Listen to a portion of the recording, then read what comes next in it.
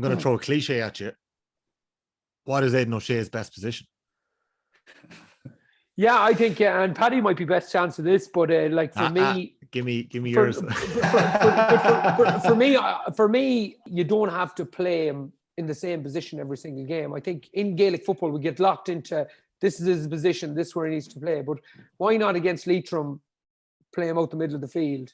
Why not against Galway or Roscommon play him at full forward? Why not against if we play Dublin in the semi-final, play him at full forward so that he's not going to get caught aerobically around the field? Why not in a game against Kerry like Donny, play him at full back or play him at centre half back? Why are we so fixated on a position? I always find this fascinating. Dublin don't do it with James McCarthy. I know it's different because he never goes any further than midfield, but he could play anywhere from 5, 6, 3, 9, 8. You know, he could end up playing anywhere. And I think Aidan has that much size and presence, and he's such a good tackler that he could literally play for us when we have problems in conceding goals. I think he could actually play as a 6. He would need protection in there, like a Noel McGeeney 6. Remember McGeeney played 6 in 0-5, and Tony McEntee played as as a second centre half back. So you could do multiple things with Aidan. If you're playing Dublin tomorrow morning and you want to play Aidan and you don't want to play him in as a 6 because you have to go man on man, you play him at full forward because you don't want him to be caught around that area for 70 minutes. But for me, against the likes of Galway, Roscommon, them teams, I'll be playing them in the middle of the field. Paddy, put it to you. Yeah. Well, I think it's a challenging situation now because I think for Mayo, from the outside looking in, Aidan O'Shea is going to have to play inside because he has to take on the scoring burden that's going to be left from Killian's void. Like you're taking out, like what's Killian O'Connor's greatest strengths is the scoring for Mayo and also his leadership in there. And you're talking with Donoghue and Tommy Conroy either side of him. It's a younger full forward line. They're looking for that leadership. If Killian O'Connor is not going to be back for Mayo, someone needs to step into that void, and there's not that depth, I suppose, there, but that experience and quality. So you're seeing Aidan O'Shea going into full forward at the weekend. He essentially has to step in and take on that scoring burden for Mayo. Like he started well, he scored 2-2 against Sligo. There's obviously greater challenges ahead, but I think that's James Horan's hand is nearly forced into playing him further up the pitch. He was always an option there, but he was traditionally kind of playing around the middle of the field. But with Killian gone, I think he's going to have to play closer to goal and he's going to take on that burden. But also the plus side, and you can see it, it's no coincidence that those younger guys around Aidan O'Shea, and okay, it's not the biggest challenge playing against Sligo at the weekend, but he causes such havoc back there. Like if a ball goes into Aidan O'Shea, with his hands, with his presence there, the fullback is occupied, the sweeper is usually occupied, and 2 or 3 of the other defenders are all fixated on the ball and Aidan O'Shea, very similar to how Donaghy used to play with Kerry. What that does is it just frees up space for those younger guys around. It frees up space for their corner forwards. When I used to play inside my club team, we Kevin Bonner, who we touched on last week, he was brilliant in the air, and the ball will come in and it just causes panic there, and it creates space and pockets for those forwards around them. So that's that leadership piece for Aidan O'Shea as well. But I think how did Dublin deal with him? How did Dublin make plans for Aidan O'Shea when they were facing him in All-Ireland finals and semi-finals? Well, exactly what Andy said. We'd always look at the opposition and go, well, okay, who suits who here? Like traditionally we'd say Rory O'Carroll was playing full back at the time, say in 15 or 16. And it was funny, I would have thought Rory was the man for Aidan O'Shea, but we ended up putting Philly on him and Rory marking Killian O'Connor because Rory was kind of probably a bit better in one-to-one situations than Philly would have been. And it worked out perfectly for us because Philly suited Aidan O'Shea, and they're kind of both their games, the physicality was going to suit Philly that Aidan would bring. And kind of, he wasn't going to be outrun or anything like that as well. So Andy's right. You've got to look at, okay, what are the tools we have at our disposal here as a coach? And one of the biggest things is getting our matchups right. So if Aidan was inside, Philly, obviously, they had some great battles there.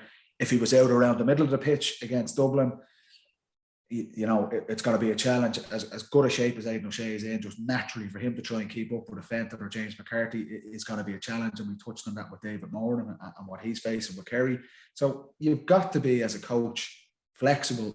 What is the game plan that's going to suit my players best, and who can we match them up against? And that's the big setback for James Horan, is that he doesn't have that luxury now of depth because he's lost Killian O'Connor.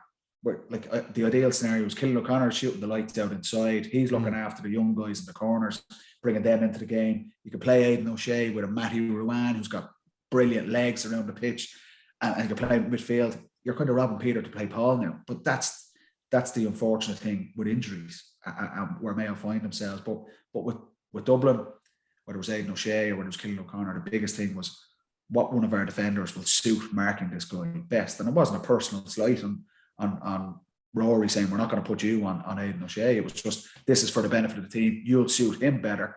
And invariably we got the matchups right. And that's a big thing for defensive coaches and for managers to make sure that happens.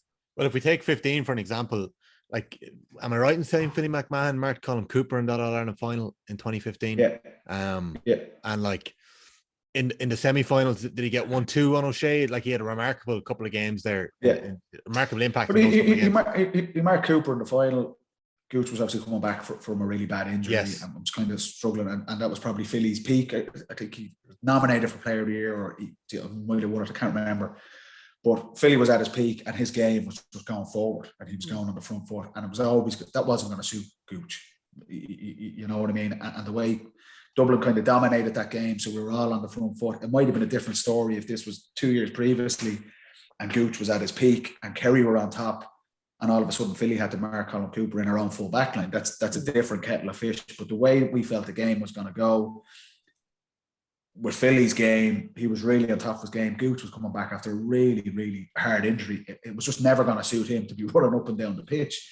And again, that was just, okay, what is going to suit the players we have at our disposal? What's going to hurt them most? And that's what coaches have to do. And players have to be aware of that. And that's your preparation. That's the insight, that's your analysis, and going, okay, as brilliant as Gooch is, one of the best players ever, we think this will actually suit our game plan better. And it did. It worked to an extent that, Philly had a really good game. But he scored at 1 point. He set up a couple of points as well in the second half. That was a scrappy game in the rain, but that's what you have to do as a coach. If you can find those matchups and get an advantage there, that's a huge way to swing the game in your favour. Jack Mack was Footballer of the Year. Jack McCaffrey's Footballer of the Year in 2015. Andy, so the position, I understand the frustration there around the question of what's his best position. It's probably a similar question around someone like Michael Murphy. Can I ask you this? When is Aidan O'Shea most effective for Mayo? What's he doing, or what's his role? Like, what is it drawing opposition players onto him? Is it winning ball in the middle and waiting for a tackle to come? Because he wouldn't strike me as he's not a 6 or 7 point man a game. Oh no, never. That's not Aidan's game. And like, a score from Aidan is nearly worth 3 for the team. So every time Aidan scores, it really does lifts everyone around him. But like, Aidan's best role for me is when he has a defined role within the team. So like 17 Aidan had an unbelievable final against Dublin, actually. Like that central section there, it's one of the best battles I've ever seen. Parsons, Shamie O'Shea, Aidan with Fenton, McCarthy, and who's the third one in there, Paddy? I can't do the third one from Dublin, but it was a brilliant battle, and all 6 of the guys that were in around there all had really, really strong performances. You remember Parsons chasing down Fenton, but Aidan was really strong. So when he has a defined role within the team, I think he's at his strongest. In the fullback position against Donny, doing a job, setting for the team. In 16, when he was playing beside himself and Killian in the full forward line, like, he was the battering ram. It's like what Paddy is saying there about the 2 young fellas either side of him. He took the attention so me and Killian could go and play. So he took all the attention, and he knew that, and he loved it. So when, like, he knew he was the first runner for the ball, he knew he had to, like, set the play, set the tone of the play, and all. And once he knows that, and once he's that defined role around the team, I think it all kind of moves well. So that's why I'd like what Paddy is saying. For me, I thought he was brilliant for us in 19. In the National League final, when himself and Matty were in the middle of the field. As Paddy said, Matty's got huge engine, huge legs, driving forward. Aidan is more of a defensive-minded midfielder.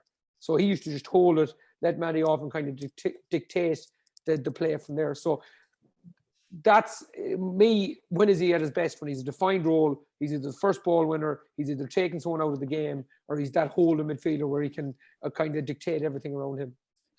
I think it's quality as a player there, that he can play those different positions. He has the ability to do that. He's done that over the course of his career.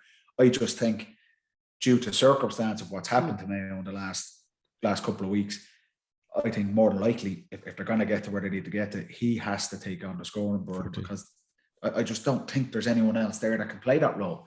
And what it does, maybe it frees up Conor Loftus to come in and play midfield, Matty Rowan. You might, I don't know, there might be other guys that might go in there, but I think more than likely, due to Cillian O'Connor's injury, you're probably going to see Aidan O'Shea in around the square for the majority of this championship. And you probably have me convinced, Paddy, the only issue I have with him in there now, like last year when I was at the games, was he was just standing there and we were struggling to get the ball to him. Even against Tipperary, we struggled to get the ball to him. Against Dublin, Paddy, you know, we couldn't get the ball into him. So you're basically this 6'5" mountain of a man standing in the full forward who's there or thereabouts to be still your best footballer. And you have him standing at the edge of the square, and I'm just like, surely we can use him a tiny bit better than that. But Paddy's like, and not to but you're right, like we probably do need him now at this moment. We probably do need him in there.